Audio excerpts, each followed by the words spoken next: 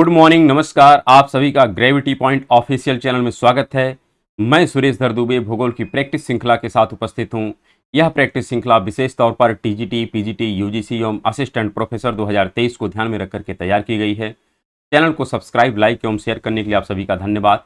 यदि आपने अभी तक चैनल को सब्सक्राइब नहीं किया तो चैनल को सब्सक्राइब करें, लाइक करें एवं प्रमोट करें, जिससे प्रत्येक वीडियो का नोटिफिकेशन आप लोगों तक मिल सके।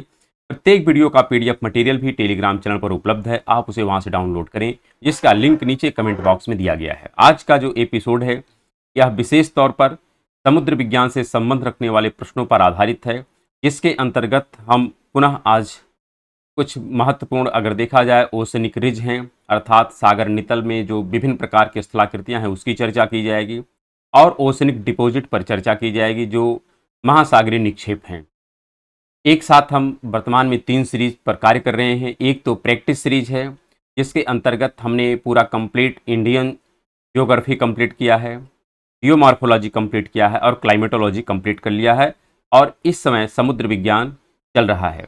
इसके साथ साथ हम लोग मानचित्र द्वारा विश्व के भूगोल पर भी कार्य कर रहे हैं, और साथ में कुछ समकालीन मुद्दों पर भी चर्चा की जा रही है। तो आप एक साथ 3 सीरीज का लाभ उठाएं और अपने एग्जाम को सुदृढ़ बनाने का पूरा प्रयास करें, और जितना हो सकता है चैनल को प्रमोट करें। तो चलिए आज हम प्रारंभ करते हैं। और आज का जो सबसे पहला प्रश्न है ओशनोग्राफी से या ओशनोलॉजी से, इसमें लिखा है उच्च निक्षेपों में कणों का आकार क्या होता है। आपको स्पष्ट होना चाहिए उच्च निक्षेप हम किसे कहते हैं, पहले तो ये स्पष्ट होना चाहिए। और वैसे इसका आकार जो होता है यह 0.005 mm से कम होता है, अर्थात काफ़ी बारीक कण होते हैं, अवसाद काफ़ी बारीक होते हैं, जिसको हम लोग उच्च कहते हैं। वैसे इन सब पर चर्चाएं हम लोग कालक्रम में अतीत में कर चुके हैं। जब हम लोग पढ़ रहे थे एक प्रकार से जियोमॉर्फोलॉजी, तो वहाँ पर हमने आपसे डिस्कशन किया था कि अवसाद को कणों के आधार पर कई वर्गों में बांटा जाता है, जिसमें गोलाश्म था, बजरी था, कंकड़ था, रेत था, सिल्ट था, चीका था। तो यहाँ पर जो चीका बात आती है, या चीका से जो छोटे कण होते हैं, वही एक प्रकार से उच्च के रूप में कार्य करते हैं। तो जो यहाँ पर आकार लिखा गया है यह उसी दृष्टिकोण से लिखा गया है, क्योंकि उच्च जो होते हैं ये काफ़ी बारीक कण होते हैं। अगर हम बात करें तो जो ओशनिक डिपॉजिट होते हैं उसमें हमने डिस्कशन किया था कि 2 प्रकार के ओशनिक डिपॉजिट होते हैं। एक ओशनिक डिपॉजिट तो होता है कि जो तट पर होता है, एक होता है जो ज्वालामुखी की प्रक्रिया से संपन्न होता है, और एक होता है जो जैविक होता है। जैविक को ही हम लोग उच्च के नाम पर जानते हैं, और जैविक को ही फिर अन्य कई वर्गों में बांटा जाता है। उसी में हम कह सकते हैं एक होता है चूना प्रधान, एक होता है सिलिका प्रधान। तो कई वर्गीकरण किए गए हैं, जिसकी चर्चा हम लोग प्रीवियस एपिसोड में कर चुके हैं। तो आइए अगले प्रश्न पर। अगला प्रश्न यहाँ पर लिखा गया है महाद्वीपीय मग्न तट तथा नितलीय मैदान के बीच विस्तृत क्षेत्र को क्या कहते हैं। इसका तात्पर्य है कि जब हम महाद्वीप से आगे बढ़ते हैं, यहाँ पर मग्न तट मिलता है, और मग्न तट तथा यहाँ पर आगे आते हैं तो आपको मैदान मिलता है, महासागरीय नितल या मैदान। तो महासागरीय मैदान और मग्न तट, इन दोनों के मध्य में ये तट है और ये मैदान है। इन दोनों के मध्य में कौन सा पार्ट मिलता है, इसी के विषय में पूछ रहा है। तो वैसे यहाँ पर 2 पार्ट होता है। एक तो यहाँ पर होता है जहाँ पर खाल और मैदान मिलते हैं, उसको कहते हैं महाद्वीपीय उभार, ये होता है उभार। और एक होता है जिसको कहते हैं ढाल। तो 2 पार्ट वैसे मिलते हैं मग्न तट और मैदान के मध्य में। लेकिन यहाँ पर चूंकि विकल्प में हमारे पास कहीं पर उभार नहीं दिया है, तो इसलिए हम जो सही आंसर देंगे यहाँ पर वह महाद्वीपीय मग्न ढाल होगा, क्योंकि यहाँ पर उभार नहीं है। उभार भी हो सकता है, ढाल भी हो सकता है, लेकिन बेहतर आंसर कौन होगा, ढाल होगा। अगला प्रश्न यहाँ पर लिखा गया है पृथ्वी पर ताजे पानी अर्थात जो हमारा मृदु जल है के वितरण को ध्यान में रखते हुए निम्नलिखित में से कौन सा या सही कथन सही है, इसके विषय में हमको स्पष्ट करना है। वैसे अगर हम देखें तो पूरे स्थल पर जो जल भाग है, मतलब पूरे भूमंडल पर जल का परसेंटेज लगभग 71% है, 71% जल है, और लगभग 29% स्थल भाग पाया जाता है। मतलब महाद्वीप 29% पर और महासागर 71% है, जल राशियाँ टोटल 71%। लेकिन इस 71% का जब फर्दर डिवीजन किया जाता है, इसमें कौन कौन से किसके किसके कितने परसेंटेज हैं, तो इसमें अगर हम बात करें सर्वाधिक जो भाग पहुंचता है यह महासागरों का होता है। किसका होता है, महासागरों का होता है, जिसमें लगभग 97.6% भाग महासागरों में जल समाहित है। अर्थात इस 71 का ध्यान रखिएगा, किसका? 71 का। इसी प्रकार अगर हम बात करें तो बहुत से अन्य भी सोर्स होते हैं जिसके विषय में हमको जानना चाहिए, जिसमें आता है आपका ग्राउंड वाटर, आता है आइस कैप, आता है आइस जो कैप है, आइस कैप, इसका हम बात करें कि महासागर के पश्चात सर्वाधिक जो जलराशि विद्यमान है वह आइस कैप में ही विद्यमान है। किसमें विद्यमान है? आइस कैप में विद्यमान है। तो इसको छोड़ करके अर्थात 97.6 को छोड़ करके जो शेष परसेंटेज बचता है जिसको हम कहते हैं 2.45, क्या कह सकते हैं? 2.45। तो अब 2.45 में इसी में हम कह सकते हैं हमारी नदी का जल है, इसी में झीलें हैं, इसी में आइस कैप है, इसी में ग्राउंड वाटर है, सब कुछ इसी में है। तो इसका पुनः अब इसको अगर हम 100 मान लेते हैं और इसका अगर अब हम डिवीजन करें तो इसमें जो आइस कैप है जिसका इस अनुसार अगर 97.6 के अनुसार परसेंटेज की अगर बात करें तो यह 1.925 आता है। लेकिन अगर इसी को हम 100 के अनुसार मान के चलें, यह लगभग आपका मिलता है 68.7%। अर्थात हिमानी में जो जल विद्यमान है स्वच्छ जल में अर्थात 2.45 में, उसमें इसका परसेंटेज कितना है? तो 68.7 है। भूमिगत जल का कितना है? तो 29.7% है।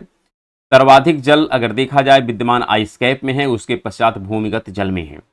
भूमिगत जल में भी सबसे ज़्यादा है। लेकिन जो झील के विषय में लिखा है, यह झील के विषय में स्पष्ट, मतलब झील के विषय में यहाँ पर गलत लिखा है, क्योंकि झील का जो परसेंटेज है कुछ इससे ज़्यादा ही होता है। तो इस आधार पर आप अगर यहाँ पर आंसर का चयन करें तो आंसर हो जाएगा पहला और दूसरा। क्या हो जाएगा? पहला और दूसरा, अर्थात डी आंसर सही होगा। अगले प्रश्न को देखते हैं। अगला प्रश्न है, मरे द्वारा पंख के वर्गीकरण के आधार पर महासागरों के चारों ओर नीले पंख का रंग, क्या? नीले पंख का रंग नीला काला किसके कारण से हो जाता है? अर्थात पंख भी कई प्रकार के होते हैं, इस पंख की चर्चा भी हम लोग करेंगे। तो यहाँ पर अगर हम बात करें जो नीला काला होता है इसका बेसिक कारण है एक तो आयरन सल्फाइड। क्या है? Iron sulphide. और आयरन सल्फाइड के कारण ही, क्योंकि आयरन जहां पर भी विद्यमान होगा उसके कलर को काला करने का पूरा प्रयास करता है, इसलिए यहां पर जो प्रमुख कारण है वो है आयरन सल्फाइड।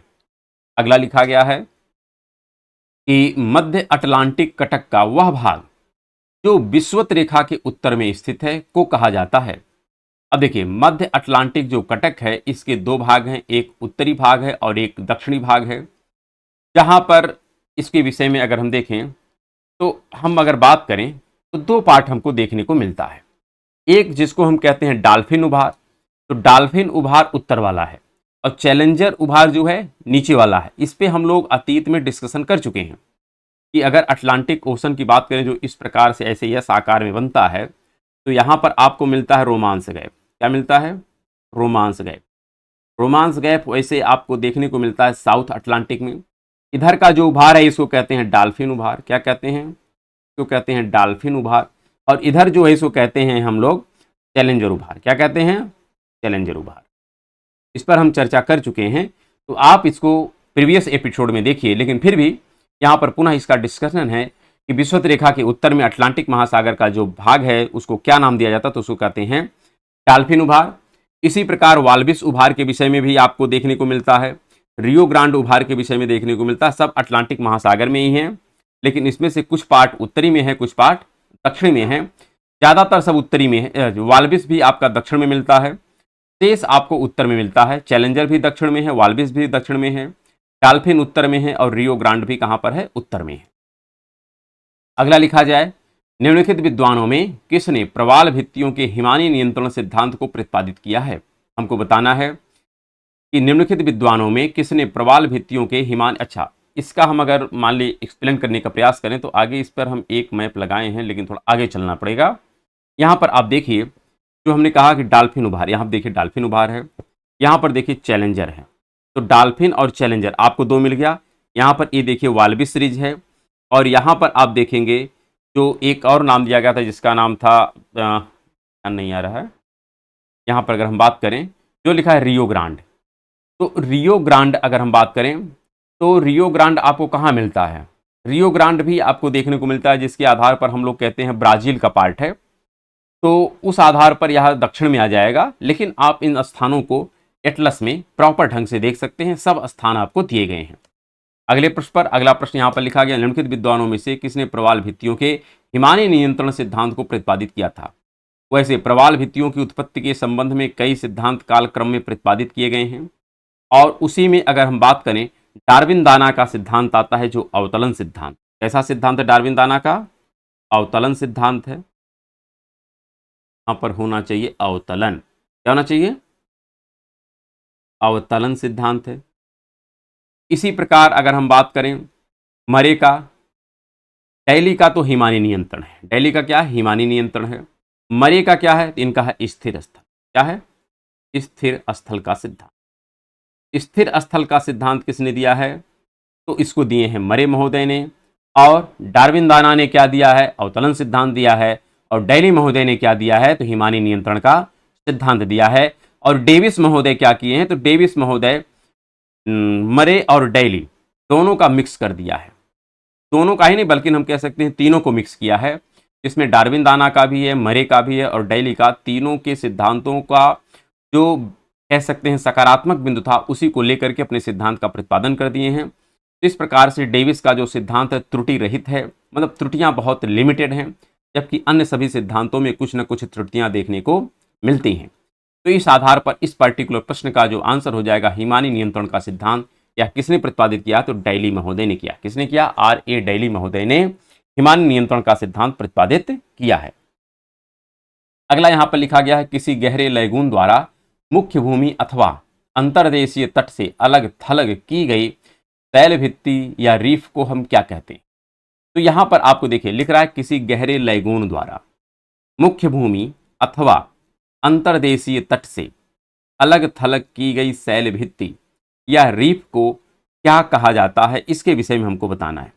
तो यह आपको मिलती है रोधिका प्रवाल भित्ति। जैसे आपकी ग्रेट बैरियर रीफ है ऑस्ट्रेलिया के पूर्व में, तो ग्रेट बैरियर क्या है? वह एक अवरोधिका प्रवाल भित्ति है। तो इसी को रोधिका या अवरोधिका प्रवाल भित्ति कहते हैं। प्रवाल भित्ति अपने प्रारंभिक चरण में जिस प्रवाल भित्ति का निर्माण करती है वह होता है तटीय, प्रारंभिक अवस्था होती है। इसमें जब और ज़्यादा विस्तार होता है तो वह अवरोधिका प्रवाल भित्ति का रूप धारण कर लेती है, अर्थात तट से दूर रहती है, लेकिन तट पे आने के लिए किसी भी जलयान को यह बीच में व्यवधान उत्पन्न कर देती है। तो इसलिए इसको हम कहते हैं अवरोधिका प्रवाल भित्ति। और यही अवरोधिका प्रवाल भित्ति जब उस पर्टिकुलर द्वीप के चारों तरफ विस्तृत हो जाती है, फैल जाती है, तो उसका नाम होता है एटाल। तो एटाल अवरोधिका के पश्चात बनता है और तटीय प्रारंभिक अवस्था की प्रवाल भित्ति है। तो इस आधार पर आंसर हमारा हो जाएगा बी। अगला प्रश्न यहां पर लिखा गया है, निम्नलिखित में से वह एक जो पूर्वी अंध महासागर की बेसिन नहीं है, अर्थात यहां पर जितने भी पॉइंट लिखे गए हैं सब अंध महासागर के ही हैं, लेकिन एक ऐसा बिंदु है जो अंध महासागर बेसिन का नहीं है और उसी का चयन करना है। अंध महासागर का तात्पर्य है अटलांटिक महासागर। जैसे कनारी, कनारी बेसिन है। आप अगर अफ्रीका का पश्चिमी तट देखें या अटलांटिक महासागर का पूर्वी तट देखें तो वहाँ पर कनारी बेसिन है और इसी के आधार पर कनारी की ठंडी जलधारा भी चलती है। फिर अगला है स्पेनिश बेसिन। अब स्पेन की बेसिन जो है यह भी आप देखेंगे कि जो यूरोपियन कंट्रीज़ है उसी के पूर्व में देखने को, पश्चिम में देखने को मिलती है, अर्थात अटलांटिक महासागर के पूर्व में देखने को मिलती है। लेकिन जो लेब्राडोर बेसिन है, लेब्राडोर बेसिन अटलांटिक महासागर के किधर है? तो यह पश्चिमी तट पर है, अर्थात कनाडा के पूर्व में है। तो कनाडा के पूर्व में और अटलांटिक के पश्चिम में स्थित है। तो यहाँ पर लिख रहा है पूर्व में, तो यह पूर्व में नहीं है, यह पश्चिम में है और इसी आधार पर यह आंसर हो जाएगा। केप वर्डे बेसिन, हम इस पे मैपिंग में कार्य कर चुके हैं। सभी जितने भी पॉइंट यहाँ पर लिखे गए हैं हर तथ्य पर मैपिंग में चर्चाएं बहुत विस्तृत ढंग से की गई है। आप उस एपिसोड को भी 100% देखें, वहां से आपका एक विस्तृत कॉन्सेप्ट क्लियर हो जाएगा। केप वर्डे जो बेसिन है यह अफ्रीका महाद्वीप का अगर हम बात करें तो इसके पश्चिम में स्थित है, अर्थात अटलांटिक महासागर के पूर्व में यह स्थित है। तो इस आधार पर 3 आंसर सही हैं इस पर्टिकुलर प्रश्न के अनुसार, लेकिन सी वाला गलत है और इसलिए ही हमारा आंसर होगा।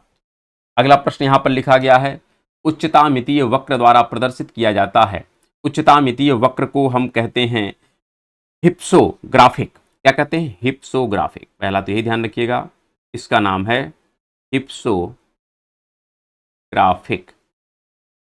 एक नामेज देख सकते हैं, और एक है, इसको हम कहते हैं हिप्सोग्राफिक मेट्रिक कर्व। क्या कहते हैं? Metric curve.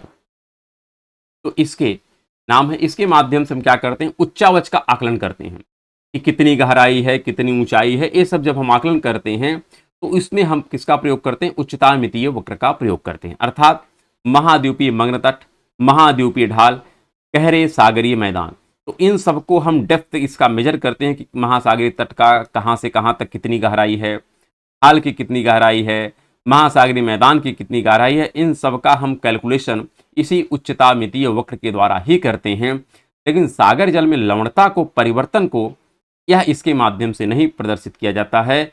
इस आधार पर यह भी सही है, ए भी सही है, ए भी सही है, अर्थात आंसर हो जाएगा ए। क्या हो जाएगा? ए।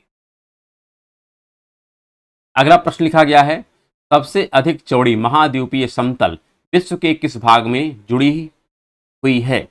तो यहां पर आपको समतल शब्द बहुत कम समझ में आएगा, लेकिन यहां पर सेल्फ की बात करता है। इसको कहते हैं महाद्वीपीय मग्न तट। क्या कहते हैं? ये है मग्न तट।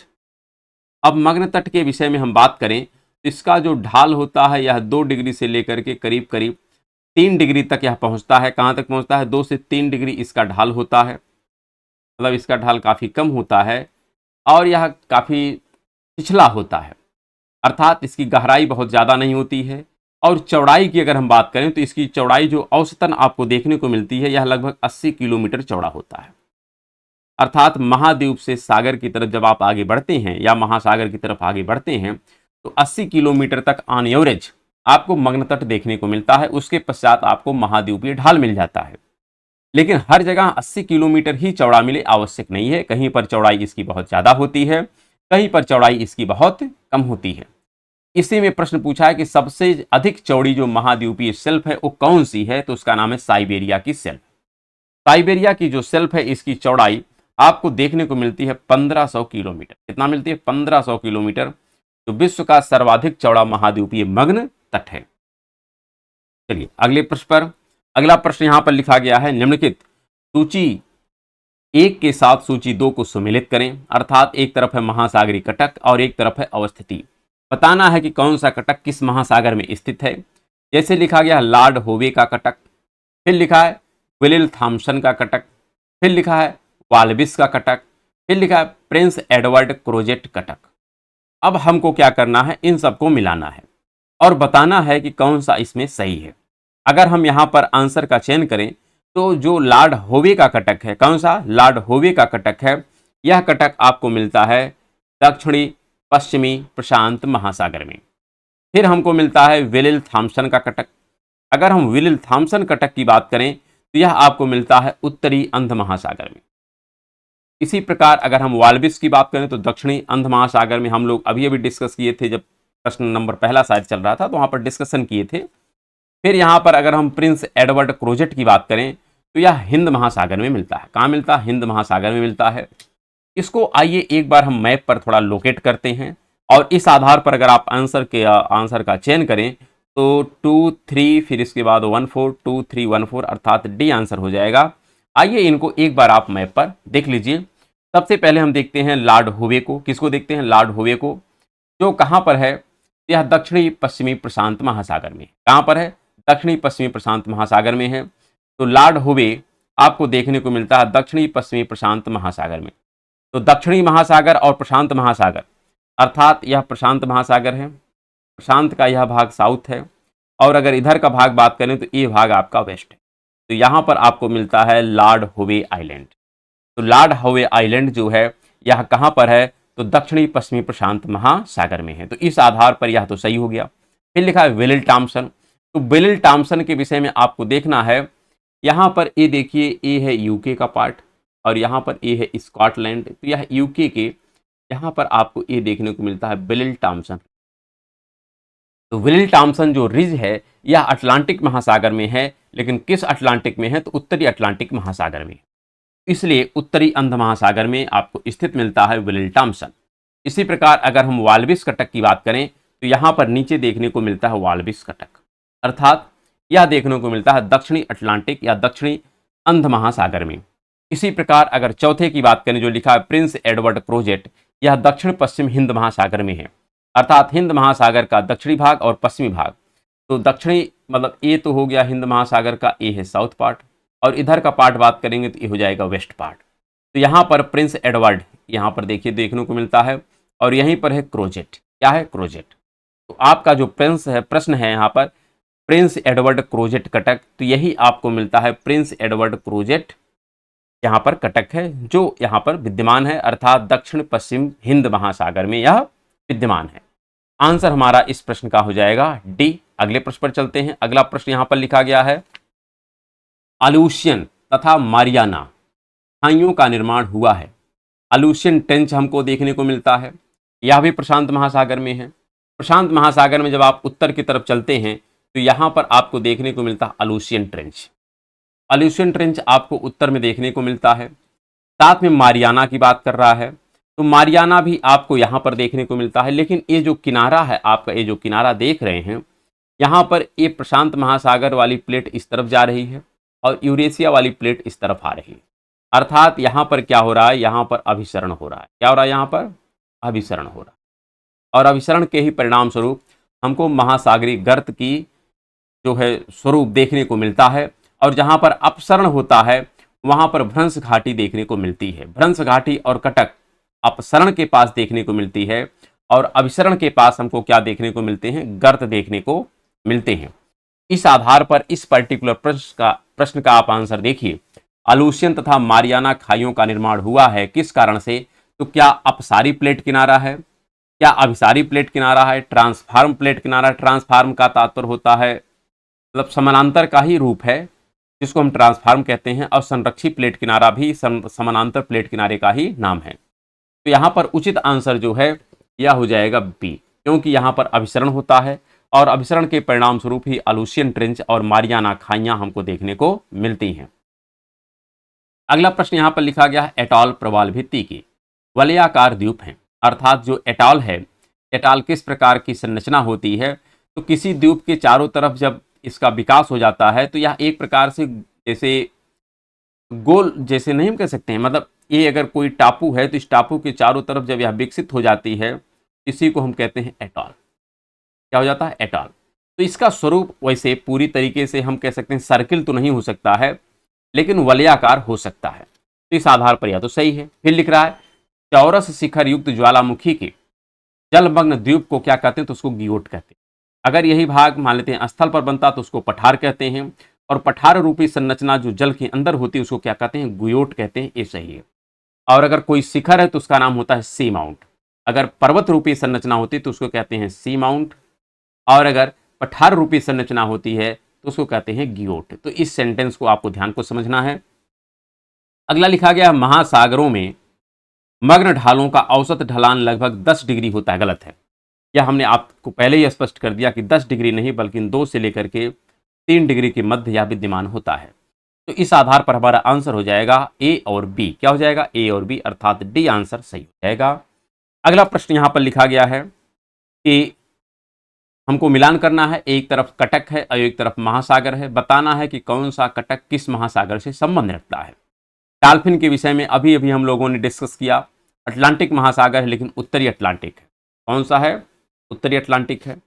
इसी प्रकार स्कोटिया जो है यह दक्षिणी अटलांटिक से संबंध रखता है, क्योंकि अटलांटिक और जो अंटार्कटिका वाला पार्ट है वहाँ पर आपको देखने को मिलता है स्कोटिया। इसी प्रकार अगर हम बात करें सेंट पॉल, तो सेंट पॉल आपको कहाँ देखने को मिलता है? तो सेंट पॉल हमको दक्षिणी हिंद महासागर में देखने को मिलता है। कहाँ मिलता है? दक्षिणी हिंद महासागर में। अल्बाट्रास का पठार हमको कहाँ देखने को मिलता है? तो दक्षिणी प्रशांत महासागर में देखने को मिलता है। इसको आप मैप पे यहाँ पे एक बार देख लीजिए, जिससे आपको स्पष्टता हो जाए। जो यहाँ पर ईस्ट पैसिफिक रिज है, इसी का यहाँ पर जो नाम रखा जाता है इसका नाम है अल्बाट्रास। क्या नाम है? अल्बाट्रास। अल्बाट्रास का जो संरचना है यह पैसिफिक में है, और वो भी दक्षिण वाले में है। और दक्षिण के किस भाग में है? पूर्वी भाग में है। अर्थात हम बात करें तो यह आपको देखने को मिलता है साउथ अफ्रीका के पश्चिमी भाग में देखने को मिलता है अल्बाट्रास का पठार। इसी प्रकार आप जो अगले नाम दिए गए हैं, अगले नाम को भी आप देख सकते हैं। जैसे लिखा है सेंट पॉल का, तो सेंट पॉल यहाँ पर है। फिर उसने लिखा है डॉल्फिन, तो डॉल्फिन यहाँ पर है। और एक लिखा स्कोटिया, तो स्कोटिया के विषय में ध्यान रखिएगा। यहाँ पर जब हम नीचे बात करते हैं तो जब नीचे से और नीचे की तरफ चलते हैं जहाँ पर अंटार्कटिक जुड़ता है, तो नीचे अंटार्कटिक है और इधर आपका दक्षिणी कह सकते हैं। अच्छा, यहाँ पर हमने, हाँ, यहाँ पर अगले वाले में देख लेते हैं। उतना तो स्पष्टता नहीं मिल रही, लेकिन फिर भी यहाँ पर अंटार्कटिका है और यहाँ पर है दक्षिण अमेरिका। तो दक्षिण अमेरिका और अटलांटिक के बीच, अरे आर्कटिक नहीं, अंटार्कटिक, यहाँ पर है अंटार्कटिक, अंटार्कटिक तथा दक्षिणी मतलब दक्षिणी कह सकते हैं अमेरिका के मध्य में यहाँ पर देखने को मिलता है स्कोटिया। स्कोटिया आप यहाँ पर देखेंगे एटलस में स्पष्ट तरीके से नजर आ जाएगा। तो इस आधार पर आंसर जो हमारा मिल जाएगा, यह आंसर क्या हो जाएगा? इस आंसर की अगर हम बात करें तो यह आंसर आपको मिलता है 1 2 3 4, आप मिलान कर लीजिए। तो यहाँ पर आपको 4, 4 के पश्चात 3, 3 के पश्चात 1, तो 4 3 1, तो 4 3 1 किस में है? आपके सी आंसर, किसमें? सी में। तो यही हमारा आंसर हो जाएगा। अगले प्रश्न पर चलते हैं। अगला प्रश्न है, एटाल की आकृति वृत्ताकार होती है। तो ठीक है, कोई विशेष यहाँ पर दिक्कत नहीं है। वृत्ताकार, वलयाकार, ये सब लगभग शेप एक ही जैसे होते हैं, थोड़े बहुत डिफरेंस होते हैं। तो यह भी सेंटेंस सही है। फिर लिख रहा, प्रवाल भित्ति का निर्माण 1280 मीटर तक की गहराई तक पाया जाना प्लेट टेक्टोनिक सिद्धांत को दर्शाता है। क्या यह सही लिखा है, गलत? सही लिखा है, क्योंकि वैसे अगर देखा जाए कि जो प्रवाल भित्तियां हैं इनकी मैक्सिमम अगर हम गहराई की बात करें तो इसके लिए कुछ शर्त होती है। यह कहा जाता है कि 30 से लगभग 35 फैदल की गहराई तक ये पाए जाते हैं। ये जो 30 से 35 फैदम होता है, इसी को हम कह सकते हैं लगभग 77 मीटर की गहराई तक पाए जाते हैं। कहाँ तक पाए जाते हैं? 77 मीटर, अर्थात इससे अधिक गहराई में प्रवाल भित्ति नहीं पाई जाती है। लेकिन बहुत सी ऐसी प्रवाल भित्तियां हैं जिनकी गहराई काफ़ी ज़्यादा है। इससे यह प्रमाणित होता है कि प्रवाल भित्तियां बनी रही होंगी जब, तो गहराई तो इतना ही रहा होगा, लेकिन कालक्रम में प्लेट विवर्तन की घटनाओं के परिणाम स्वरूप ये भाग अत्यधिक गहराई में प्रवेश कर गए होंगे, अर्थात अपने स्थान से पलायन कर गए होंगे। इस कारण से यहाँ पर गहराई अधिक हो गई है। तो इसको कौन डिफाइन करता? तो प्लेट टेक्टोनिक की घटना डिफाइन करती है। तो इस आधार पर कथन भी सही है, कारण भी सही है, लेकिन कारण जो है कथन की व्याख्या नहीं करता है कि इस कारण से एटॉल बनता, ऐसा नहीं है। तो इस आधार पर आंसर जो हो जाएगा ये हो जाएगा बी। अगले प्रश्न पर चलते हैं। अगला प्रश्न भी काफी अच्छा है। सेंट पॉल का तट कहाँ स्थित है? तो डिस्कशन हो चुका है। तो यह हो जाएगा आपका हिंद महासागर। कहाँ पर है? हिंद महासागर में। अगला है, सामरिक अवस्थिति रखने वाला जो जिब्राल्टर जल डमरू मध्य है किसको मिलाता है? तो एक तरफ इसके भूमध्य सागर है और एक तरफ अटलांटिक महासागर है। तो अंध महासागर तथा भूमध्य सागर के मध्य में आपको मिलता है जिब्राल्टर जल संधि। और यहाँ पर अगर हम बात करें आपको किसको किसको यह अलग करता है, तो आपको यूरोप को अफ्रीका से अलग करने वाला यह एक जल संधि है। इसको अगर हम मैप में देखने का प्रयास करें तो आपको बैक थोड़ा चलना पड़ेगा और बैक में यहाँ पर आपको देखने को मिलेगा जिब्राल्टर जल संधि। अब जिब्राल्टर कहाँ है, इसको थोड़ा सा आपको समझना पड़ेगा। यह अफ्रीका है और यहाँ पर है यूरोप, ये है अफ्रीका, और यहीं पर आपको देखने को मिलता है जिसका नाम है जिब्राल्टर। तो जिब्राल्टर आपको देखने को मिलता है यूरोप और अफ्रीका के मध्य में, और यहीं पर एक तरफ आपको मिलता है मेडिटेरेनियन सी और एक तरफ मिलता है अटलांटिक सी। आप इसको मैप पर बहुत अच्छे ढंग से लोकेट करें कि जिससे आपको स्पष्टता बहुत अच्छी हो जाए। फिर हम चलते हैं अगले प्रश्न पर, और अगला प्रश्न यहाँ पर लिखा गया है, पैलेजिक जमाव के पदार्थ प्राप्त होते हैं। पैलेजिक का तात्पर्य होता है अगाध सागर में मिलने वाली जो संरचनाएं होती हैं उसको हम पैलेजिक का नाम देते हैं। और ये जो संरचनाएं होती हैं ये सब जैविक होती हैं, और जैविक का जो रूप हमको प्राप्त होता है वह शैवाल से प्राप्त होता है, ना कि ज्वालामुखी से, ना कि चट्टान के रूपांतरण से, और ना कि रासायनिक अपक्षयन से। पैलेजिक का तात्पर्य होता है जैविक जमाव, और जैविक की प्राप्ति हमको होती है शैवालों से, अर्थात आंसर हो जाएगा बी। अगला प्रश्न यहाँ पर लिखा गया है, सर्वाधिक विस्तृत महासागरीय पंख। क्या लिख रहा है? सर्वाधिक विस्तृत महासागरीय पंख निक्षेप है। किस प्रकार का निक्षेप है, इसके विषय में हमको बताना है कि जो हमारे पास महासागर हैं, इन महासागरों में सर्वाधिक अगर देखा जाए जो ओशनिक डिपॉजिट है, यह किस प्रकार का डिपॉजिट हमको देखने को मिलता है? तो वह डिपॉजिट है जिसका नाम है ग्लोबिजेरिना। क्या है? ग्लोबिजेरिना।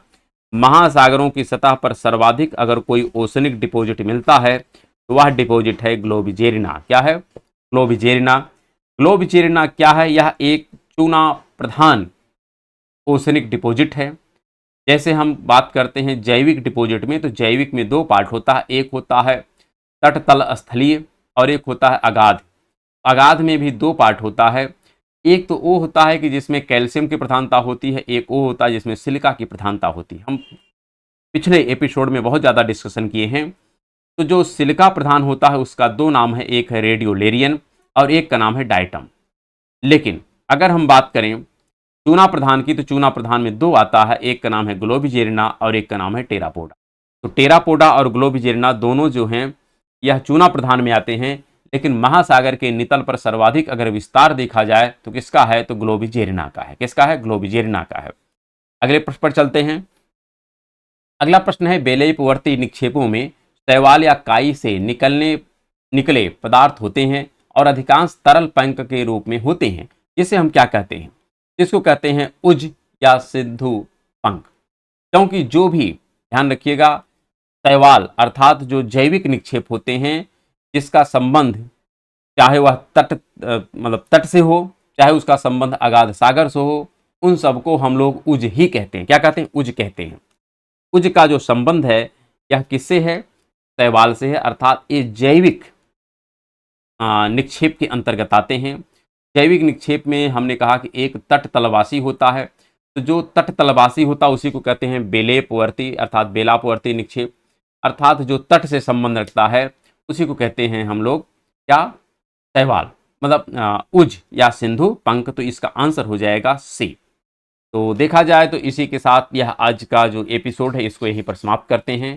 कल हम लोग पुनः एक नए एपिसोड में मिलते हैं। तब तक के लिए नमस्कार, धन्यवाद।